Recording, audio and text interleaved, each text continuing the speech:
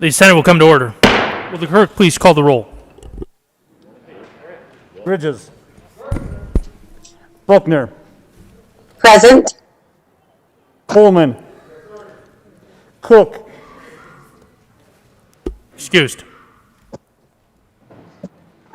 Quorum. Danielson. Good morning. Donovan.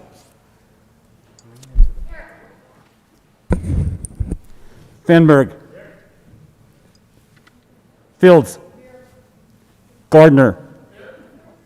Janot. Gonzalez. Hanson. Heisey. Holbert. Hawkins Lewis. Kirkmeyer. Colker. Lee. Here. Liston.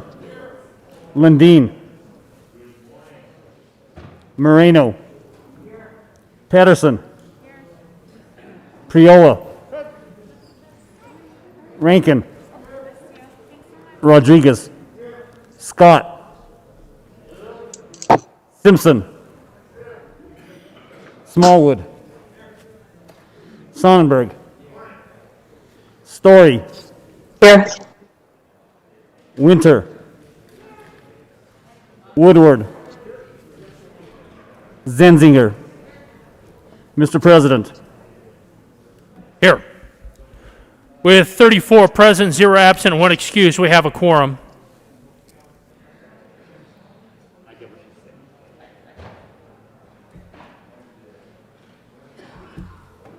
Pledge of Allegiance. Would the good Senator Buckner, please lead us in the Pledge of Allegiance? Yes. Please join me in the Pledge of Allegiance. I pledge allegiance to the flag of the United States of America and to the republic for which it stands, one nation, under God, indivisible, with liberty and justice for all. Approval of the Journal. Senator Coleman.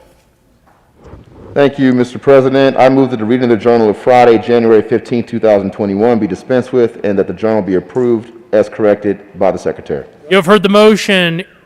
Is there any objection? Seeing none, the motion is adopted. Senate Services. February 16, 2021, correctly printed SJM 21001, SJR 2, 3, and 4, SR 4 and 3, correctly engrossed SJM 001, SJR 02, 03, 04, SR 03, and 04, correctly re-revised House Bill 1001, 1002, 1003, 1004, correctly enrolled Senate Bill 1, 2, 3, SJR 1, SR 3, and 4. Message from the House. January 15, 2021, the House has adopted and returns herewith SJM 21001, SJR 2, SJR 3, SJR 4.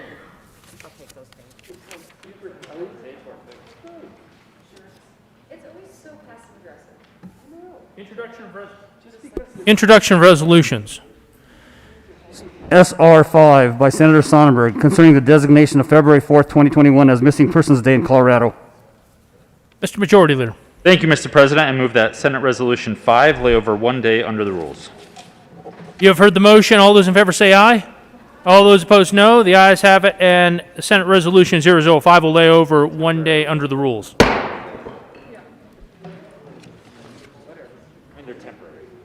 Introduction of bills. Senate Bill 4 by Senators Garcia and Representative Escar concerning concurrent legislative jurisdiction over real property constituting the United States Army Pueblo Chemical Depot. Local government. Senate Bill 5 by Senators Woodward and Representative Larson concerning exemptions from orders requiring businesses to close. State Veterans and Military Affairs. Senate Bill 6 by Senators Rodriguez and Representative Soper and Tatone concerning the conversion of human remains to basic elements within a container using an accelerated process and in connection therewith making an appropriation. Local government. Senate Bill 7 by Senator Lundeen concerning measures to promote public confidence in the validity of elections.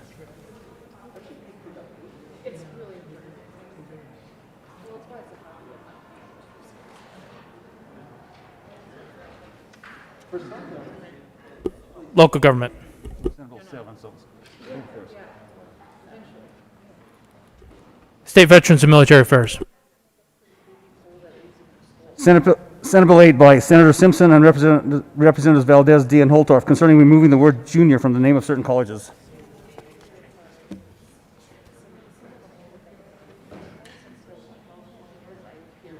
Education, we're on 8. Senate Bill 8, yes. Going to education. Education. Senate Bill 9 by Senators Hawkes, Lewis, and Representatives Caravello concerning the creation of a reproductive health care program and in connection therewith providing contraceptive methods and counseling services to participants. Health and Human Services. Senate Bill 10 by Senators Woodward concerning additional security for elected ballots for which an elector self-affirmation is witnessed by another registered elector. State Veterans and Military Affairs. Senate Bill 11 by Senators Fields and Representative Mullica concerning responsibilities of a pharmacist related to opiate antagonists and in connection therewith authorizing a pharmacist to prescribe an opiate antagonist and requiring a pharmacist who dispenses an opioid to offer to prescribe or dispense an opiate antagonist in certain situations. Health and Human Services. Senate Bill 12 by Senators Donovan and Representatives Roberts concerning measures to create opportunities for persons who acquire experience in wildland fire services through inmate disaster relief program. Agriculture and Natural Resources. Senate Bill 13 by Senators Field and Representatives Bacon and Froelich concerning measures to address student learning loss occurring as a result of the COVID-19 pandemic. Education. Senate Bill 14 by Senators Kirkmeyer concerning changes to allocation formulas for the Colorado Child Care Assistance Program. Health and Human Services. Senate Bill 15 by Senators Cook and Garcia concerning a stipend for veterans service organizations that provide funeral services for honorably discharged veterans. State Veterans and Military Affairs. Senate Bill 16 by Senators Pedersen and Moreno and Representatives Escar and Mullica concerning services related to preventative health care and in connections therewith requiring coverage for certain preventative measures, screenings, and treatments that are administered, dispensed, or prescribed by health care providers and facilities. Health and Human Services. Senate Bill 17 by Senator Heisey concerning sexual contact between a student and an educator in violation of the public trust. Judiciary. Senate Bill 18 by Senators Moreno and Representative Escar concerning continuing the necessary document program indefinitely.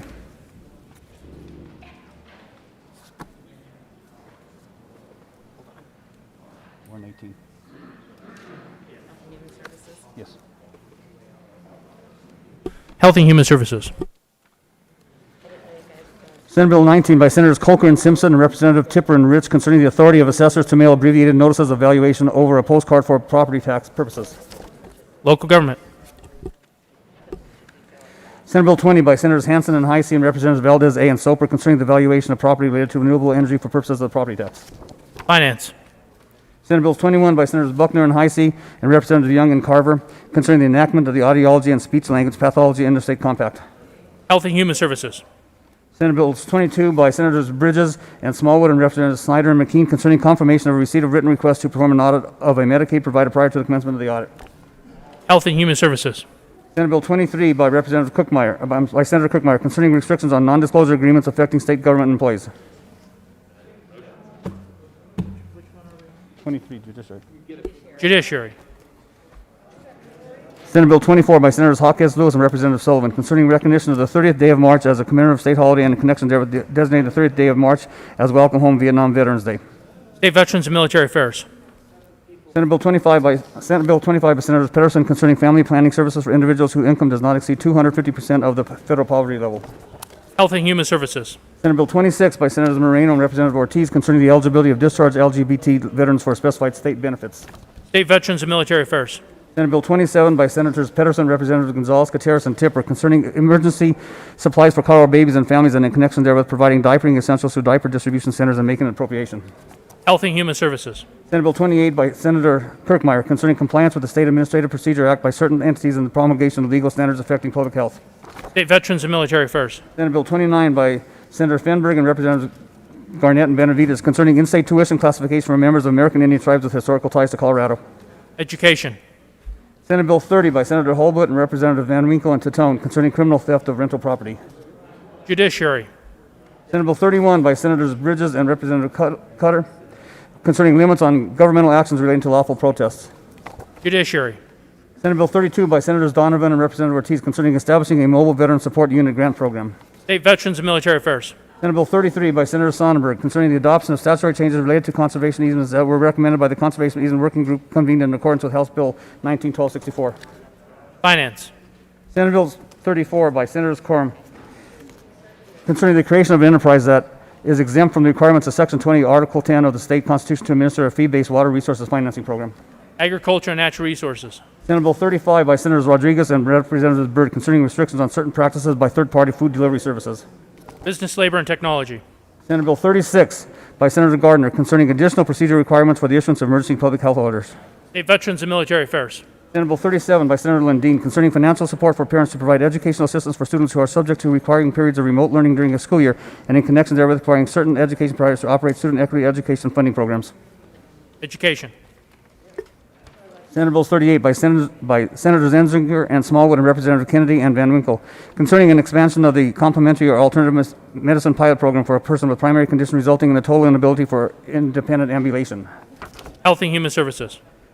Senate Bill 39 by Senators Enzinger and Heisey and Representative Caraveo and Pelton concerning the elimination of sub-minimum wage employment by providing supports to ensure successful transitions for individuals currently working in sub-minimum wage jobs.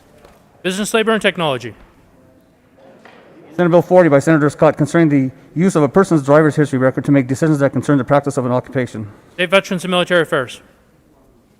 Senate Bill 41 by Senators Moreno and Representative McCluskey concerning a supplemental appropriation for the Department of Corrections. Appropriations. Senate Bill 42 by Senator Moreno and Representative McCluskey concerning a supplemental appropriation to the Office of the Governor, Lieutenant Governor, and State Planning and Budgeting. Appropriations. Senate Bill 43 by Senators Moreno and Representative McCluskey concerning a supplemental appropriation to the Department of Healthcare Policy and Financing. Appropriations.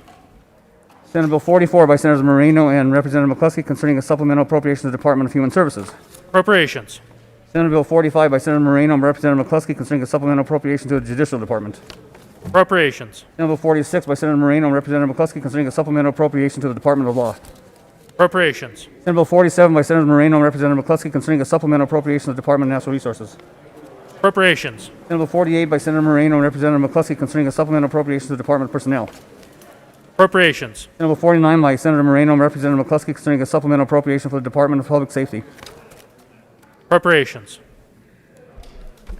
Senate Bill 50 by Senators Moreno and Representative McCluskey concerning a supplemental appropriation to the Department of State. Appropriations. Senate Bill 51 by Senators Moreno and Representative McCluskey concerning a supplemental appropriation to the Department of Treasury. Appropriations. Senate Bill 52 by Senators Moreno and Representative McCluskey concerning funding and capital construction and making supplemental appropriations in connection therewith. Appropriations. Senate Bill 53 by Senator Moreno and Zenzinger and Representative McCluskey and McClatchin concerning adjustments to school funding for 2020-2021 and budget year in connection therewith making appropriations. Appropriations. Senate Bill 54 by Senators Hansen and Rankin and Representative McCluskey concerning transfers from the general fund to cash funds to be used to address wildland fires and in connection therewith making an appropriation. Appropriations. Senate Bill 55 by Senator Hansen and Rankin and Representative McCluskey concerning the collection of debts owed to the state and in connection therewith reducing an appropriation. Appropriations. Senate Bill 56 by Senator Holbert and Gonzalez and Representatives Van Winkle and Gray concerning expansion of the opportunities to administer medical marijuana at school to a student with a valid medical marijuana recommendation. Education. Senate Bill 57 by Senators Winter and Gonzalez concerning requirements for private education lenders. Education. Senate Bill 58 by Senator Story and Quorum and Representative Woodrow and Larson concerning alternative principal programs. Education. Senate Bill 59 by Senators Lee and Gonzalez and Representative Gonzalez Gutierrez concerning the reorganization of the Juvenile Justice Codes in Article 2 of Title 19 Colorado Revised Statutes by the Colorado Juvenile Justice and Delinquency Prevention Council as authorized by House Joint Resolution 181013. Judiciary. Senate Bill 60 by Senators Donovan and Representative Roberts concerning broadband deployment. Business, Labor, and Technology. Senate Bill 61 by Senator Story concerning claims for pre-majority economic loss incurred by a minor. Judiciary. Senate Bill 62 by Senators Lee and Representative Benavides concerning measures to reduce jail populations. Judiciary.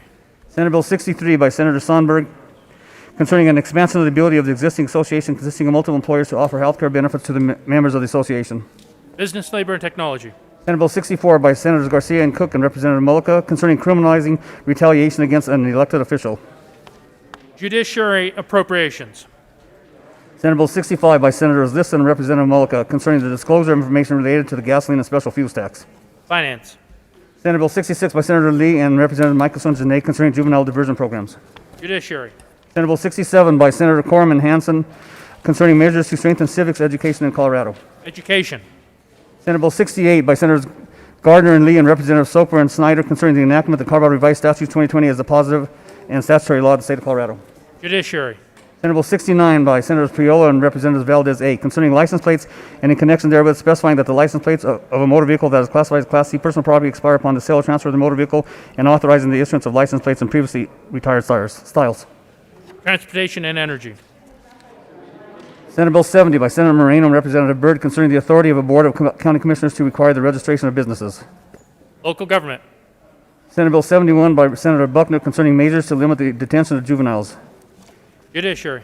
Senate Bill 72 by Senator Hanson and Representatives Valdez A. concerning the expansion of electrical transmission facilities to enable Colorado to meet its clean energy goals in connection therewith creating the Colorado Electric Transmission Authority requiring transmission to join regional transmission organizations, allowing additional classes of transmission utilities to obtain revenue through the collocation of broadband facilities within their existing rights of way.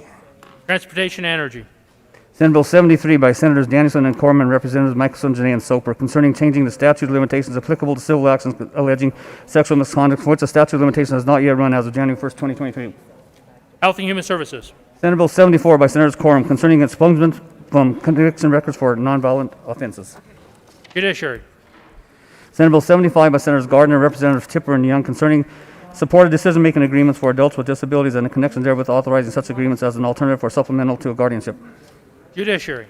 Senate Bill 76 by Senator Scott concerning the funding of a system for electronic transactions provided by third-party providers related to the regulation of vehicles.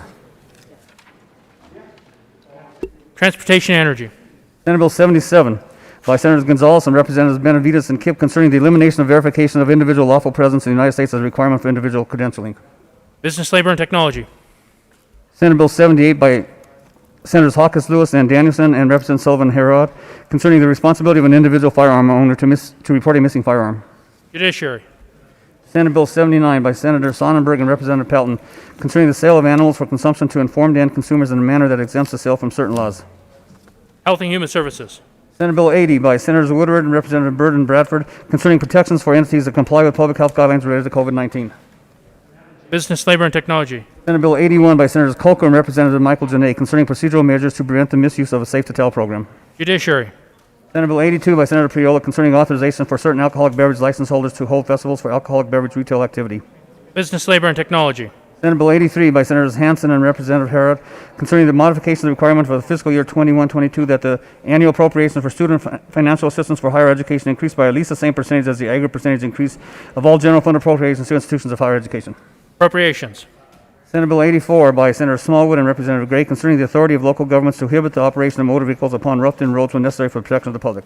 Local government.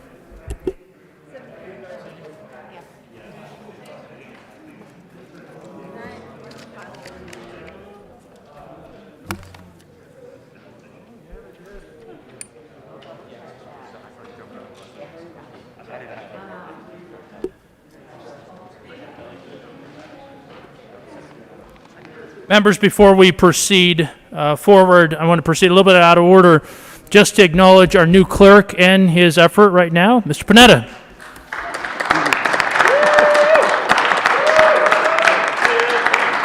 Message from the governor. Thursday, January 21st, 2021, Colorado Senate. Honorable mentions, members of the Colorado Senate. Pursuant to the authority vested in the Office of the Governor of the State of Colorado, I have the honor to inform you that I have approved and filed with the Secretary of State the following acts. Senate Bill 1, modify COVID-19 relief program for small businesses. Senate Bill 2, extending limitation of debt collection actions. Senate Bill 3, recreate Occupational Therapy Practice Act. Sincerely, Jared Polis.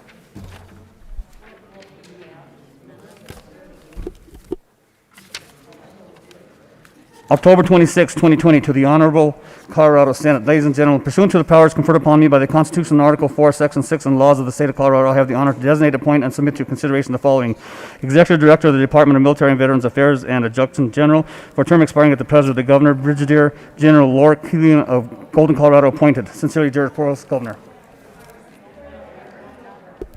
State Veterans and Military Affairs. November 18, 2020, to the Honorable Colorado Senate. Ladies and gentlemen, pursuant to the powers conferred upon me by the Constitution and laws of the State of Colorado, I have the honor to designate, appoint, reappoint, and submit to consideration the following: members of the Executive Director of the Department of Revenue, effective December 21st, 2024, term expiring at the pleasure of the governor. Mark Verdino of Denver, Colorado, appointed. Sincerely, Jared Polis, Governor. Finance. December 11, 2020, to the Honorable Colorado Senate. Ladies and gentlemen, pursuant to the powers conferred upon me by the Constitution and laws of the state of Colorado, I have the honor to designate, appoint, and submit to your consideration the following. Member of the Public Utilities Commission of the state of Colorado, effective January 12, 2021, for term expiring January 11, 2025. Eric Mank of Boulder, Colorado, Democrat, and to serve as chair, appointed. Sincerely, Jared Polis, Governor. Transportation and Energy. June 22nd, 2020, to the Honorable Colorado Senate. Ladies and gentlemen, pursuant to the powers conferred upon me by the Constitution and laws of the state of Colorado, I have the honor to delegate, appoint, and submit to consideration the following. Members of the Oil and Gas Conservation Commission, pursuant to CRS 36-61043, effective July 1st, 2024, term expiring July 1st, 2022. Guillermo Ernesto Gonzalez III of Denver, Colorado, to serve as a member with substantial experience in the oil and gas industry and as unaffiliated appointed, effective July 8, 2024, term expiring July 1st, 2022. Priya Ki Najapa of Lakewood, Colorado, to serve as a member with formal training or substantial experience of environmental protection, water protection, or reclamation as affiliate appointed. Effective January 1st, 2024, term expiring July 1st, 2024. Jeffrey Philip Robinson of Durango, Colorado, to serve as a member with professional experience demonstrating an ability to contribute to the Commission's body of expertise that will aid the Commission in making sound, balanced decisions, and as a chair, as a Democrat appointed. John August Mesner of Gunnison, Colorado, to serve as a member with substantial experience in the planning to our land use and as a Democrat appointed. Effective July 8, 2024, term expiring July 1st, 2024. Karen L. McGowan of Colorado, Lakewood, Colorado, to serve as a member with formal training or substantial experience in public health and Democrat appointed. Sincerely, Jared Pearls, Governor. Transportation and Energy. June 26, 2020, to the Honorable Colorado Senate. Ladies and gentlemen, pursuant to the powers conferred upon me by the Constitution and laws of the state of Colorado, I have the honor to designate, appoint, and submit to your consideration the following. Member of the State Personnel Board, effective June 30, 2020, for a term expiring June 30, 2023. Roxanne White, MSW of Denver, Colorado, appointed. Karen Naparco, CHRO of Colorado, appointed. Sincerely, Jared Polis, Governor. State Veterans and Military Affairs. July 10, 2020, to the Honorable Colorado Senate. Ladies and gentlemen, pursuant to the powers conferred upon me by the Constitution and the laws of the state of Colorado, I have the honor to designate, appoint, reappoint, and submit to your consideration the following members of the State Electoral Board. For terms expiring July 1st, 2023, John Stephen Mullen of Denver, Colorado, to serve as a representative of the public at large, reappointed.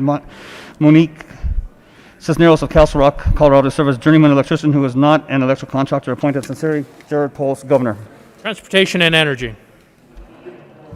September 18, 2020, to the Honorable Colorado Senate. Ladies and gentlemen, pursuant to the powers conferred upon me by the Constitution and laws of the state of Colorado, I have the honor to designate, appoint, reappoint, and submit to consideration the following members of the Energy Impact Consistent Advisory Council. For terms expiring August 24, 2024, Tony Hass of Trinidad, Colorado, appointed. Sarah Laughlin of Erie, Colorado, appointed. Sincerely, Jared Polis, Governor. Transportation and Energy. June 25, 2020, to the Honorable Colorado Senate. Ladies and gentlemen, pursuant to the powers conferred upon me by the Constitution and laws of the state of Colorado, I have the honor to designate, appoint, and submit to your consideration the following members of the State Board of Parole. Effective July 1st, 2024, term expiring June 30th, 2023. Derry Harvey of Penrose, Colorado, to serve as citizen representative appointed. Davis Taylor of Aurora, Colorado, to serve as citizen representative appointed. Brandon W. Matthews, DM of Colorado Springs, Colorado, to serve as a parole or probation representative reappointed. Sincerely, Jared Polis, Governor. Judiciary. June 26, 2020, to the Honorable Colorado Senate. Ladies and gentlemen, pursuant to the powers conferred upon me by the Constitution and laws of the state of Colorado, I have the honor to designate, appoint, reappoint, and submit to consideration the following members of the Colorado Commission of the Aging, effective July 1st, 2020, for terms expiring July 1st, 2024. Lauren O'Connell of Littleton, Colorado, serving as an unaffiliated from the 6th Congressional District appointed. Margaret Nugent of Colorado Springs, Colorado, serving as an unaffiliated from the 5th Congressional District appointed. Miles Crane of Colorado, Fort Collins, Colorado, serving as an unaffiliated from the 2nd Congressional District appointed. Jane Barnes of Lakewood, Colorado, serving as a Republican from the 7th Congressional District reappointed. James DeVries of Denver, Colorado, serving as an unaffiliated from the 1st Congressional District reappointed. Susan Hanson of Montrose, Colorado, serving as a Republican from the 3rd Congressional District reappointed. Deborah Herrera of Ignacio, Colorado, serving as a Democrat from the 3rd Congressional District reappointed. Connie Ring of Springfield, Colorado, serving as an unaffiliated from the 4th Congressional District reappointed. Sincerely, Jared Polis, Governor. Health and Human Services. June 25th, 2020, to the Honorable Colorado Senate. Ladies and gentlemen, pursuant to powers conferred upon me by the Constitution and laws of the state of Colorado, I have the honor to designate, appoint, and submit for your consideration the following members of the Colorado Limited Gaming Control Commission, effective July 1st, 2020, for a term expiring July 1st, 2024. Sean Lewis Coleman of Boulder, Colorado, to serve as a member of the 2nd Congressional District, representative registered electors, and a Democrat reappointed. Sincerely, Jared Polis, Governor. Finance. June 25th, 2020, to the Honorable Colorado Senate. Ladies and gentlemen, pursuant to the powers conferred upon me by the Constitution and the laws of the Colorado have the honor to designate, appoint, and submit to your consideration the following members of the Colorado Lottery Commission effective July 1st, 2020, for terms expiring July 1st, 2024. Stella Peterson of Arvada, Colorado, to serve as a member of the public and a Democrat reappointed. Sincerely, Jared Polis, Governor. Finance. June 19, 2020, to the Honorable Colorado Senate. Ladies and gentlemen, pursuant to the powers conferred upon me by the constitutional laws of the state of Colorado, I have the honor to designate, appoint, and submit to your consideration the following member of the Underground Damage Prevention Safety Commission for a term expiring January 1st, 2022. Patricia McKinley Clark of Arvada, Colorado, to serve as representative of transportation and occasioned by the resignation of Julie E. Melheim of Arvada, Colorado. Appointed. Sincerely, Jared Polis, Governor. Business, Labor, and Technology. June 25th, 2020, to the Honorable Colorado Senate. Ladies and gentlemen, pursuant to the powers conferred upon me by the constitutional laws of the state of Colorado, I have the honor to designate, appoint, reappoint, and submit to your consideration the following members of the Special Funds Board for Workmen's Compensation, Sellers, and Insurers for the term expiring July 1st, 2024. Deanne Pfeiffer of Lakewood, Colorado, to serve as a manager or employee of self-insured employees in good standing and with knowledge of management and finance. Appointed. Sincerely, Jared Polis, Governor. Business, Labor, and Technology.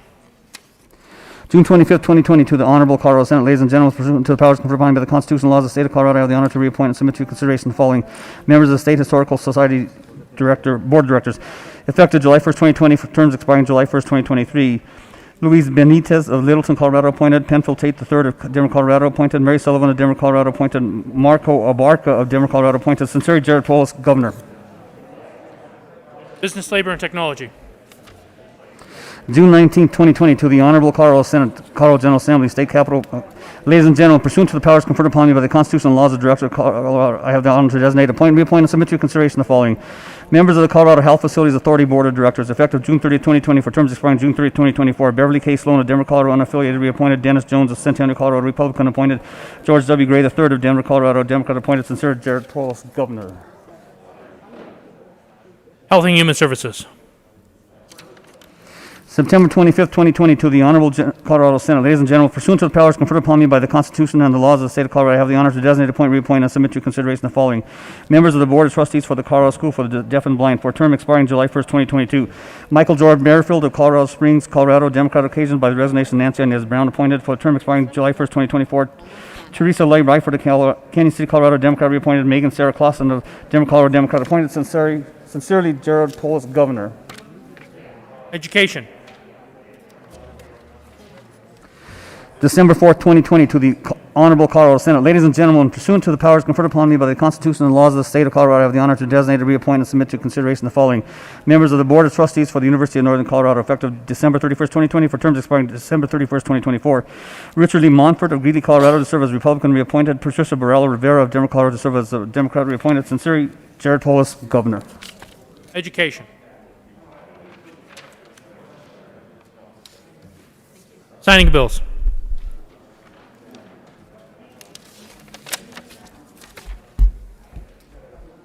The President has signed, January 15th, the President has signed SR 3 and 4, and the President has signed Senate Bill 1, 2, and 3. Delivery to the Governor. January 15th, to the Governor for signature on Friday, January 15th, 2021 at 5:30 p.m., Senate Bills 1, 2, and 3. Message from the House. February 16th, 2021, Mr. President, the House has adopted and transmits herewith HJR 21, 1003, and 1004 as printed in House Journal, February 16th, 2021.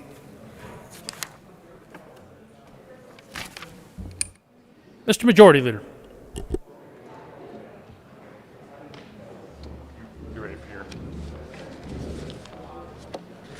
Thank you, Mr. President. Members, we will go into a brief recess now to allow for the President and the Minority Leader to provide some remarks. And then we'll have some announcements, and that's going to conclude our morning work, and we'll recess and potentially come back for reading across more bills. But for now, Mr. President, I move that the Senate stand in recess to allow for the chamber to hear remarks from yourself and the Minority Leader. You have heard the motion. All those in favor say aye.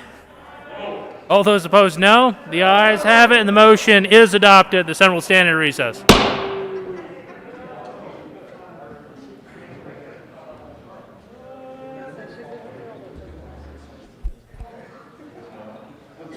Good morning, members. It's an honor to be here and once again gather beneath this golden dome of our democracy. While in many ways it's just a building, not unlike the countless others across this nation's capital, we are reminded of its symbolic significance and the sacrifice necessary to keep it standing. Our forefathers once dreamt of a place like this one. Trapped under the hill of totalitarian rule, they imagined a day where buildings would be erected to foster greater debate for free people. They envisioned a nation where the limited circumstances of your birth would not dictate the magnitude of your destiny. And now, some 250 years later, we are reminded that the liberty we hold dear is still in need of safeguarding. Democracy and freedom may be the foundation of our country's inception, but they are not indestructible and they are not a guarantee.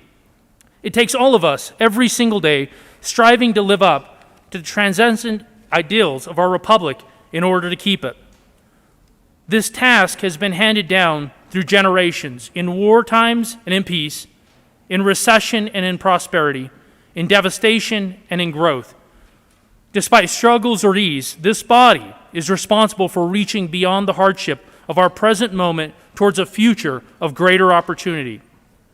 We began the 73rd General Assembly not as we hoped a year ago. Weathered by storms, we are a different body, a different state, and a different nation than we once were.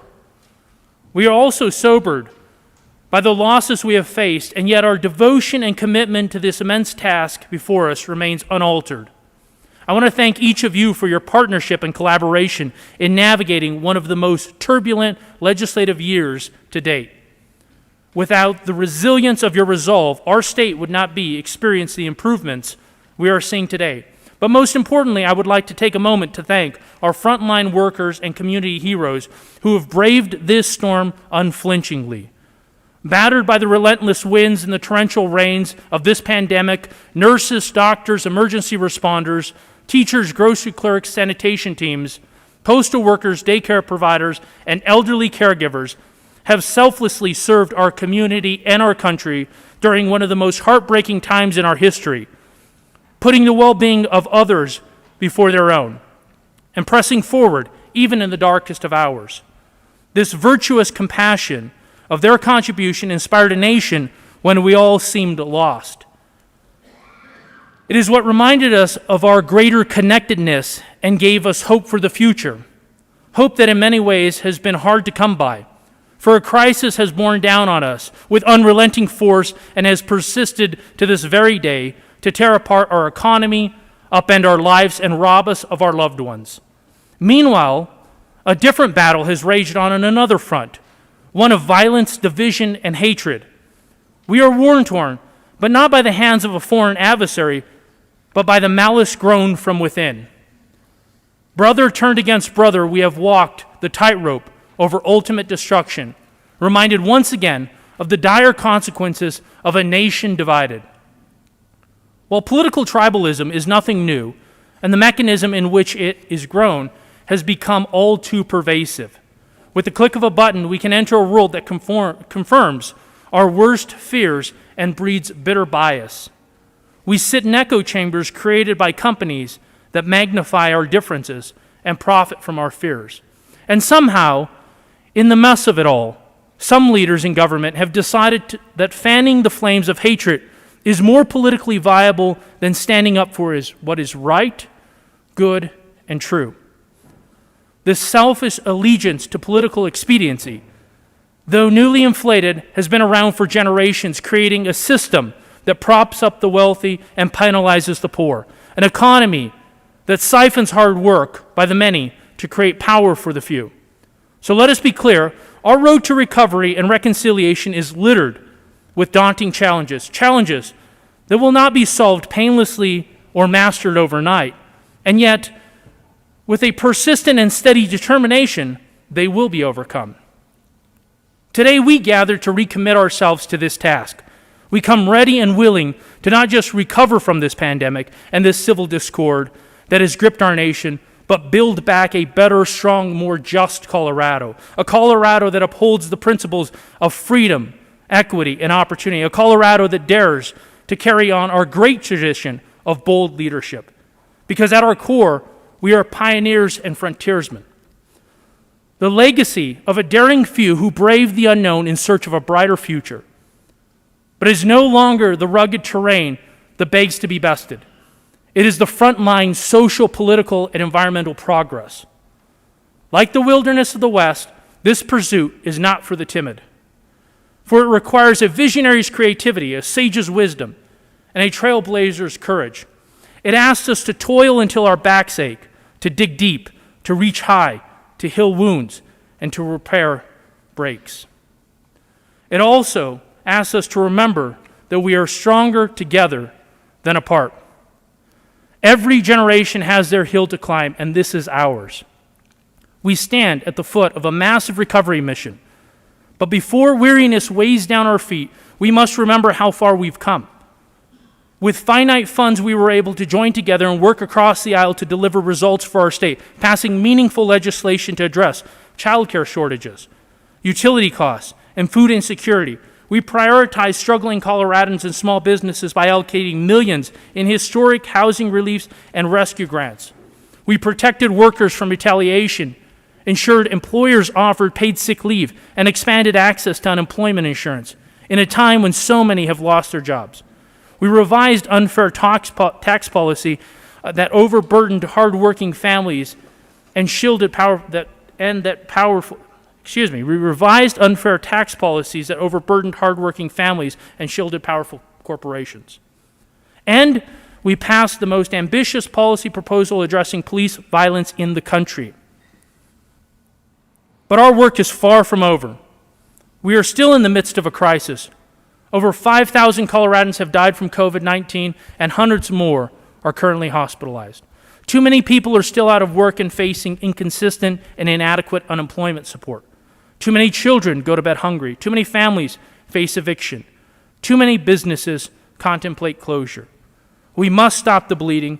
We must urgently respond to the needs of our state, rescuing Main Street from financial ruins, providing relief to tenants in need of next month's rent, replenishing community resources that serve the weary and unemployed.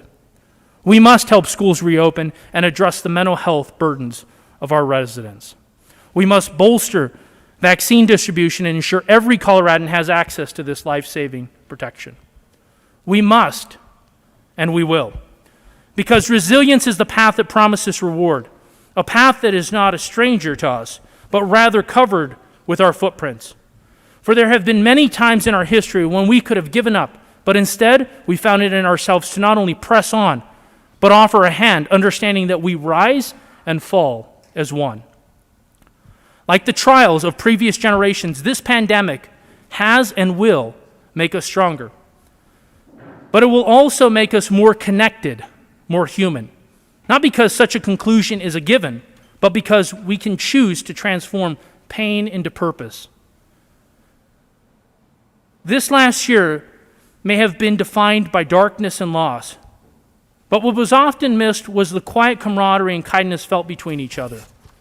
A college student delivering groceries to an elderly neighbor, a factory worker cutting their own hours to keep a colleague from losing their job, a husband serenading his wife outside the hospital window. Pain certainly has the power to drive us apart, but it also has the power to bring us together. So, where some see only devastation, we see an opportunity for compassion, for the forging of tighter bonds, because we direct our own destiny and we write our own story. We will turn the page on this disaster to one of replenishment and renewal. We will eliminate the threat of this virus returning to our loved ones and embracing our communities. We will revitalize our economy, creating jobs and planting seeds for new growth. We will restore our community pillars, strengthening our schools and supporting our kids. But this journey is not only about restoration, it's also about reimagination. From the ashes, we are presented with a precious gift, a gift of rebirth, an opportunity for transformation. It is still ours to receive or reject. We must choose. Will we simply rebuild the structures that stood before, or will we remake our future, righting the wrongs of the past and fulfilling the promises of our predecessors? I believe we will choose the latter. For from this fire born is fertile soil. We will use this devastation to re-envision a community built on stronger ground. We will redesign a system that protects justice for all, confronting the stain of systemic racism and bringing equity to the dark corners of our institutions. We will rescue the planet that we put in peril, utilizing clean energy to create jobs and rid our skies of toxic pollution. We will build a healthcare system that is people-focused rather than profit-hungry and ensure that everyone, no matter their socioeconomic status, has access to the medicine that they deserve. Now, there are those that will scoff at the breadth of our plans and in the hope in our hearts. They'll roll their eyes at our ambition and recite the same old tired lines of disbelief. But they forget the shoulders we stand on today were once just dreams of a generation before us. 100 years ago, women were not allowed the right to vote. 60 years ago, our country was racially segregated. 20 years ago, utility-scale solar farms didn't exist. 6 years ago, gay marriage was prohibited. And until this year, no woman had ever held national executive office. Don't tell me that things can't change. Despite all of our faults and failings, we have made progress. People have chosen to press forward, believing against all odds that our journey has an upward trajectory. There is nothing different today about the choices we face. We cannot let cynicism harden our heart and limit our imagination, because we are charged with shepherding our communities through this crisis, and we cannot derail our aspirations, but rather we must hold fast to greater possibilities. Following the Great Depression, Social Security was born. After World War II came the GI Bill. Crises have the potential to be springboards if we let them. But this requires us to put down our arms and find commonality. So let us not just talk about unity and healing, let us demonstrate it with every word and every action. Let us remember that the distance between us appears wider than it really is. For justice, dignity, integrity, freedom, and opportunity are not party values, they are American values. And while we may fail to reach them at times, our collective pursuit and dedication to their summit is what makes America a beacon to the world. And within that beacon burns the bright light of Colorado, where we prove time and time again our ingenuity and strength, where we step forward to herald a new dawn when no one else sees the light. So, though our hurdles loom large and our resources remain small, there is no limit to what we can achieve this session. We have already come so far. Let us not forget that in the 11th hour, we are indivisibly bound. It is the illusion of separateness that clouds our judgment and pits us against one another, and yet ours personally to remove. And so in doing so, let us begin again. Much like that fateful spring day, still marred by winter, on which our towering forefather spoke to a fractured nation. After such bloodshed, after so much pain, he took to the podium to proclaim, with malice towards none, with charity for all, with firmness in the right, let us strive to finish the work we are in, to bind up the nation's wounds, to care for him who shall have borne the battle, to do all which may have achieved the cherish of a just and lasting peace. Today is the day that we reaffirm our commitment, gather our strength, and continue the work of rebuilding our great state. Thank you.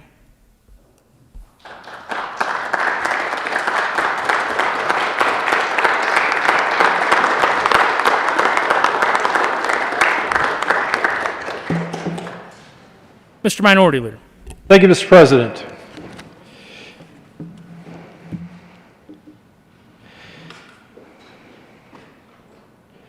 On December 4th, 2020, the Denver Post editorial board wrote, "Colorado lawmakers show Congress how coronavirus relief should be done. In a 3-day special session with limited resources, the Colorado General Assembly did more for Coloradans than Congress had since last March." Given my political views, I find it somewhat common to disagree with the Denver Post editorial board, but on that one, I say yes. I say thank you. Mr. President, I say thank you to you, Majority Leader, and all the members of the Senate, and even our friends in the lower chamber across the way. Yes, in those 3 days, we did more for Coloradans than Congress had last year. We can do that again. It's an interesting dynamic that we are in here currently, because given press today, last Friday, and recent days, it seems like we senators, we 35 select people from around Colorado, might be in more agreement than disagreement. On the first opening day of this session, I said thank you to the members of the Joint Budget Committee, and I will say thank you again. It seems, thus far, that the legislative branch is thinking more alike than different. It seems like the legislative branch might be thinking more alike and maybe finding some disagreement or at least some concern with the executive branch. And I appreciate that. We don't know what the answers are yet, but Governor Polis has continued to speak about stimulus spending. And that's certainly a motivation for us all. We did that in that 3-day special session. We came back because we had more dollars than we thought we would. After we reduced our expectation of dollars by about $3 billion of those dollars. Stimulus spending will definitely be a topic, a major topic. And it is enticing to start talking about new ways that we can spend dollars. But let us not forget, members, Mr. President, we cut spending last spring. The Joint Budget Committee did that. I believe I've mentioned before, I received an email from a constituent right after we adjourned on June 15th, and he said, cut spending before proposing to raise taxes. And I wrote back, that's exactly what we did. And yet I think many people in Colorado don't know that, or if they hear those words, they don't believe it. But our state constitution requires that. We are not Congress. We can only spend the dollars that we actually will have. And through this complex process of looking out a year into the next fiscal year that starts July 1st, and guessing, projecting, estimating how many dollars we will have, our Joint Budget Committee now has the task of figure setting and preparing the next budget based on guesses for revenue for that next fiscal year. And before that, we will have a series of supplemental bills based on actual revenues that we've actually started to collect. So that special session that we had, those 3 days at the end of November and beginning of December, we did spend money effectively for the people of Colorado because we had more dollars than we thought we would after we ratcheted down those estimates by some $3 billion. We know that Congress is now prepared to take action. The action that the Denver Post editorial board said that they didn't take last year, it looks like they're about to take action to the tune of $2 trillion. What does that mean for Colorado? The estimates that I've heard would be about $5 billion. $5 billion is a lot for us. Our guess last year was that we were going to be looking at a fiscal year with $11 to $12 billion, and we had to ratchet that down by about $3.5 to somewhere around $8.5 billion. We're coming in a little bit above that, but that's a lot less than 11 or 12. And if we get $5 billion or so from the federal government, that's a lot. Our ask from the Senate Minority Caucus is, let's continue to have those discussions about stimulus spending, but, and this is where I think we're starting to see some agreement in the press, let's wait until we actually have those dollars before we start spending them. I've heard the phrase, don't count your chickens until they're hatched.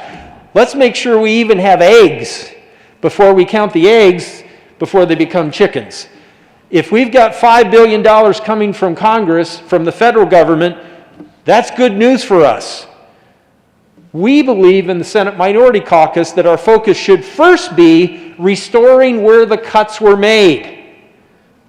I can't help but think back to the days where Republicans held the governor's office and a majority in both legislative chambers. I can't help but think back to times where I and my caucus have said, let's have at least $400 million a year for transportation funding, specific for roads and bridges. And I remember being accused that I or we Republicans didn't care about teachers and kids. That taking $1 away from K through 12 and putting it into roads and bridges meant that somehow we had less compassion or concern for public education. And that was not true then, and it is not true now. We are not going to levy that accusation against members of the Joint Budget Committee, no matter what political designation letter you have by your name. This is a challenging time for Colorado, and we met that challenge during the special session, and we are prepared to meet that challenge now. But our ask is, let's not start allocating, let's not start committing stimulus dollars that we don't have yet. If we get them, great. Education funding. We're told that there's some 30,000 students who've gone missing. Were they actually there before? Has Count Day worked correctly? Were any of those students counted twice, or were any students not counted? This has been an ongoing discussion for those who have served on the education committees. Count Day is not a perfect science, and COVID has certainly affected that. If there are 30,000 students less in the count, if PPR is about $8,000 each, that's a lot of money. That's like $240 million. That's a lot of money for us. Where did those students go? Did they move to a different state? Did they go to private? Are they homeschooling? Is this a temporary issue? Is it going to last for this school year or 2 or 3 years? Will that $30,000 or 30,000 student shift, will that be a 5-year issue or 10-year issue? What about the negative factor? The budget stabilization factor. We changed the label for that a few years ago. We've still got an IOU that's now 11, 12 years old that we haven't paid back. And last spring, because we had to reduce funding. So now we hear that we're going to hold the 178 school districts harmless. Hold them harmless. Okay, what does that mean? If we look at education funding in Colorado, we know from experience that we compare very often, our PPR is compared to total funding in other states. The way the states count dollars for K through 12, there's not some uniform way that all 50 states and the District of Columbia and Guam and the U.S. Virgin Islands and the other territories count it. Here's a list that's become known yearly when I ask for it as the Holbert spreadsheet. I asked for this first when I was on House Education, and what it shows is PPR over here on the left side and total funding over on the right. Total funding, yep, because PPR doesn't equate to total funding. For some school districts, the PPR, the per pupil revenue, is close to 100% of the total funding for a given district. For 3 of them, a reporter reminded me just recently, for 3 of them, it's just about 0. Why? Because there's 3 school districts that exist where mining and severance tax and property taxes are the primary source of funding for those school districts. So when we say we're going to hold harmless those 178 school districts because 30,000 students have gone missing, what does that mean? What does it mean? Are we going to hold them harmless for 100% of their funding or just our portion of the funding? We don't know. But I'm not here to point fingers. Well, I guess I just did it myself, but I don't know. Republicans are here to ask the questions. That's one of the reasons we asked the governor to call a special session last August, but that was conveniently dismissed as a political stunt. Well, it wasn't. These issues, these questions were among those we wanted to have a discussion with, and we thought it would be easier to ask the one person who can call a special session, like he did in November and December, than to have a discussion among 100 of us where it takes 2/3 of us to agree, and I believe that's never happened in the history of our state. But we're not here to blame or accuse. Now we're dealing with these questions. So what's the answer to that? What do we mean when we say hold those districts harmless? If anyone in the press would like to see the spreadsheet, just stop by the minority office. We've offered it to you for years. You can have it now, and a new updated version is being worked on. I've been asked many times, what about our priorities? And that's frustrating. Being in the minority, the constitutional math, you all know this, the public doesn't always remember this. The majority, you can pass whatever bill you want to, and we don't even need to show up. We will show up. But to the constituents out there in Colorado who will inevitably start emailing, calling, or asking questions in face-to-face meetings, why do you lack the backbone to deny quorum? Don't show up, refuse to vote. That works in some state legislatures. It doesn't work in this one. Our Constitution defines the quorum requirement, how many people need to be in the chamber, as a simple majority. And the math right now is the majority has 20 members and the minority has 15. A simple majority in this chamber is 18. So if the 15 of us go to Wyoming and refuse to come to the Capitol and refuse to vote, you all can start business on your own and pass any bill you want to, even just as you can when we're here. So, to the people of Colorado, when we disagree on things, we will be here at this mic. We will speak as long as we possibly can to the bill because we can't filibuster in Colorado. We have to actually speak to the bill. But we will put our best effort forward to draw out that conversation, to make the points. But don't be surprised. Over the next 116 days and 120 next year, we'll probably see a lot of decisions made on a vote of, give or take a few, 20 to 15. Surprising to anyone here? No. As the minority, we're not here just to fight. We're not. And we saw that in the special session. But as members of the minority, we call upon you, Mr. President, Mr. Majority Leader, members of the majority, we are encouraged by what we think we hear about stimulus spending. We're encouraged by what we think we hear about not spending those stimulus dollars until we actually have them. Because if we start allocating $5 billion with the anticipation of getting them and then we don't, we can't dig our way out of that hole. So we want to be cautious. We're known as conservative. You generally are liberal. If we can find a way to be a little bit more like us on timing of that, we would be grateful. The governor's power. We've had a lot of conversation about this. We are not trying to step on the governor's authority during this declared disaster emergency, during this pandemic. Last year, Senator Lundeen introduced a concurrent resolution. It sought to amend the Constitution, to have the people weigh in that every 30 days should we come back and have to agree with the governor to extend a declared disaster emergency. That died in committee. That's off the table. We understand 30 days is too frequent. And we're not interested in trying to affect this declared disaster emergency. But members, do we have 11 months of experience now that we can draw upon for the future? Yes, we do. When the current statutes, when the current legislative rules were drafted, did that have more to do with what happened on September 11, 2001 than a pandemic and wearing masks? Why, yes, that was an influence. We would like to have a conversation about future prolonged disaster emergencies, and we're asking the question, 90 days? 6 months? A year? We're a part-time citizen legislature. We're not here 8 months a year. If we're back in this kind of situation in the future, should at some point we be required to come in and review the situation? For instance, rulemaking. We have a rule review bill every year, hundreds of rules. We, the legislative branch, delegate the authority of the executive branch to make those rules. Apparently, there's no such oversight when it comes to governor's executive orders.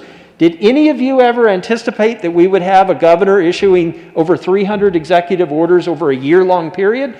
I'll admit, if you'd asked me last year, I would have said no. Snowstorms, floods, wildfires, fortunately, those things don't last that long.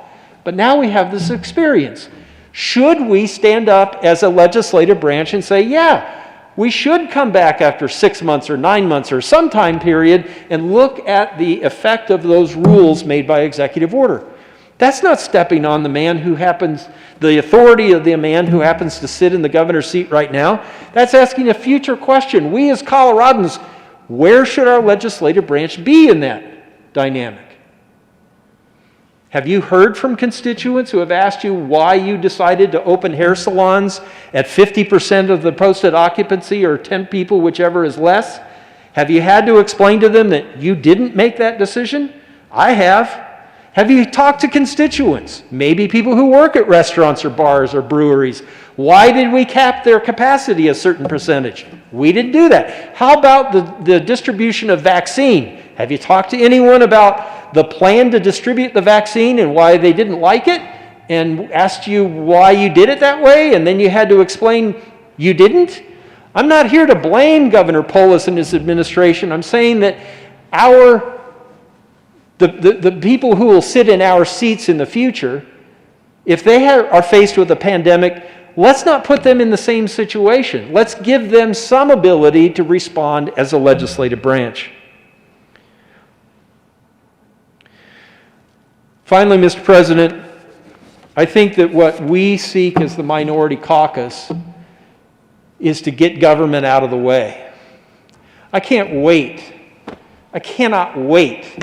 to be at an Avs game. I'm a hockey fan first. Broncos are awesome, but I love hockey. To be back at now what is Ball Arena, to watch the Avs with a full arena without these on, maybe spilling beer on each other, yelling and screaming. I can't wait to be back in that environment. We're not there yet. Senate Republicans are not asking for more government, not asking for government to continue to tell the people of Colorado what they can't do. What we're here to do is find ways that we can get beyond this pandemic, beyond COVID-19. I agree with you, Mr. President. We'll find a way that this will be in the past. The first step is getting our kids back into face-to-face live teaching in school. That will allow parents, especially single parents, to get back to work.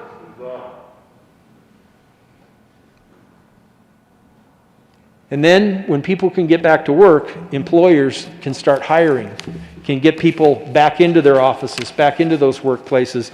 Our world, I think, will change permanently. Remote participation, that's going to be a bigger deal. We'll probably see our lease obligation for the state go down. I've heard the governor estimate maybe 20, 30%. Hey, there's more dollars for education.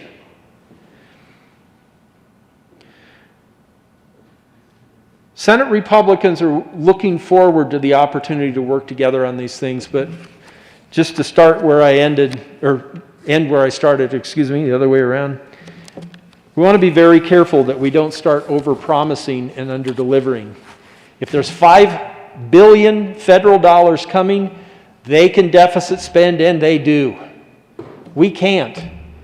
If there's one blessing that I've found over the past 11 months in this pandemic, it is the opportunity to explain to constituents how their state legislature is so different from the one out in Washington, D.C. I explain to people that we have one bill we have to pass by the Constitution every year. That's the budget. And that the budget must be balanced. And the most frequent follow-up question is, what's the deficit? Let me explain what balance means. No offense, bosses. It's so different.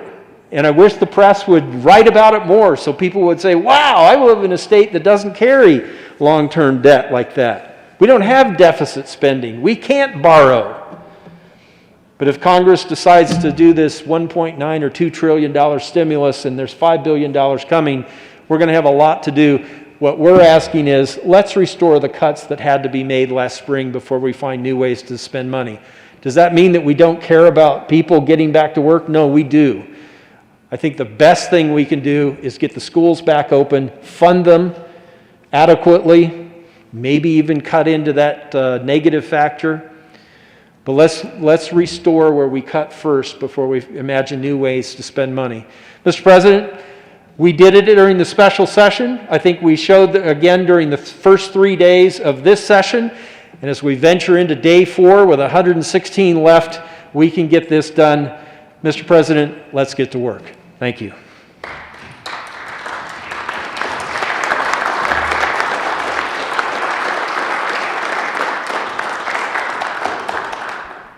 Mr. Majority Leader.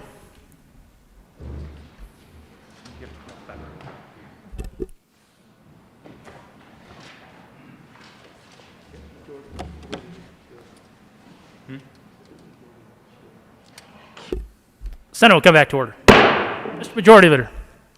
Thank you, Mr. President. I move that the remarks, all of them, even the minority leaders, be spread upon the pages of the journal. You have heard the motion. All those in favor say aye. All those opposed, no. The ayes have it, and that motion is adopted. Message from the governor.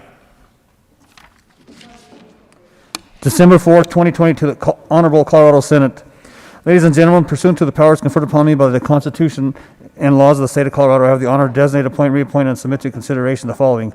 Members of the Transportation Commission for a term expiring July 1st, 2023.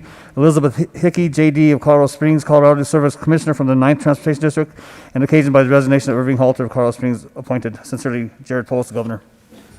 Transportation and Energy. Announcements.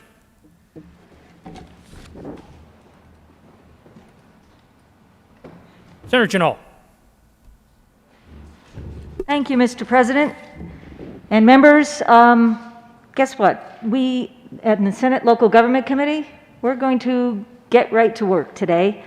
And we're going to hear 3 bills this afternoon at 1:30. Those bills will be Senate Bill 70, which is the County Authority to Register Businesses, Senate Bill 6, which is the Human Remains Natural Reduction to Soil, Senate Bill 19, which is the authorization and notices of valuation on postcard. Members of the Local Government Committee, see you at 1:30 in room 352. Thank you. Senator Winter. Thank you, Mr. President. Members of Senate Transportation and Energy Committee, we have 2 appointments to consider, one for the PUC and one for the Transportation Commission. And then unfortunately, because of a mistake, Senate Bill 76 was missing off the website temporarily, but we are hearing Senate Bill 76 from Senator Scott, and I just want to make sure that everyone knows that it is on the website now and corrected. So we are hearing that bill as well. Senator Donovan. Thank you, Mr. President. Members of Agricultural and Natural Resources Committee, we will likely meet Thursday afternoon in order to begin a sunset hearing process that is not currently on the calendar nor confirmed. I will confirm that tomorrow, but as you're planning your week, Thursday afternoon, ag for a sunset hearing. Thank you. Senator Gonzalez. Thank you, Presidente. To the members of our Senate State Veterans and Military Affairs Committee, we will be meeting this afternoon at 1:30 in the Old Supreme Court. We do have 2 confirmations to consider, as well as 1 bill, Senate Bill 026. I look forward to seeing you promptly at 1:30. Thank you all. Mr. Majority Leader.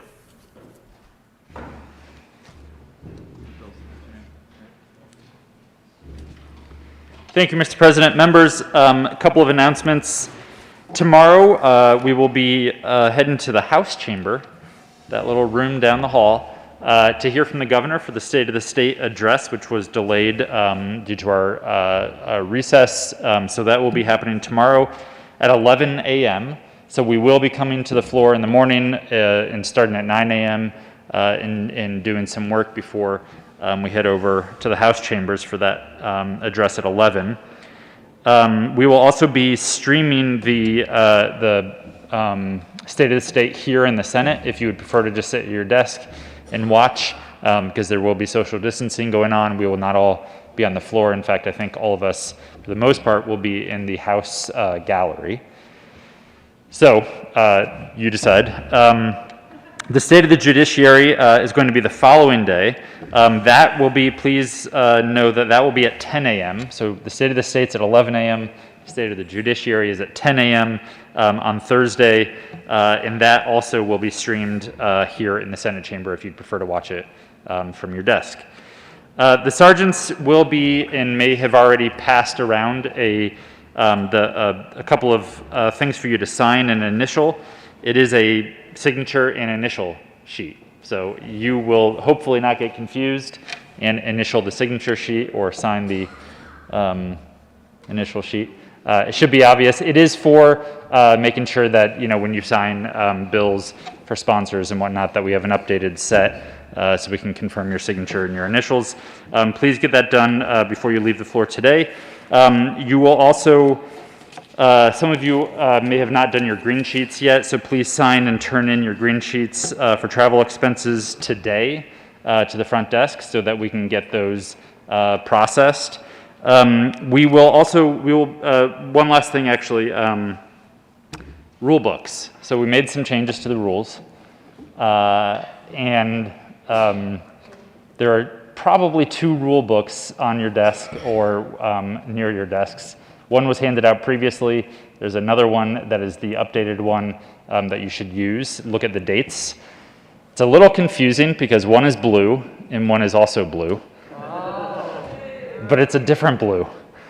So the aqua one, I believe, is the more updated one. So just look at the dates and feel free to throw away or recycle the outdated one so we don't get confused. Hopefully the changes that were made in the old one aren't going to be an issue. So, but everything else should be the same. We'll continue to make sure folks are using the right rule book if any of the changes are being discussed. We will be coming back to introduce more bills this afternoon. You do not need to be here. We will not be doing more work as a Senate, but we will be doing some bill introductions to get them enrolled. So, Mr. President, I think that's all I've got. Yep. Oh, looks like we got a question. Senator Lundin. Thank you very much, Mr. President and Mr. Majority Leader. Thank you very much. And I do have the February 2021 rule in front of me. I'm curious if there is a track changes model available so we can identify more succinctly, more quickly, the changes in the rules that, in fact, we're looking for. Could it be blue? Yeah, exactly. Can I get a blue copy of the track changes? Mr. Majority Leader. Thank you, Mr. President. We did not create a track changes version. The changes are the ones that we all approved and voted on a month ago.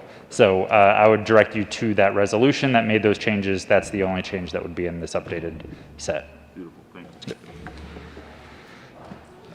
Mr. President, I think that's all we've got. I will let us get our work done in committees this afternoon. Mr. President, I move that the Senate recess until 1 p.m. today. You have heard the motion. All those in favor say aye. All those opposed, no. The ayes have it, and the motion is adopted. The Senate will stand in recess until 1300 today.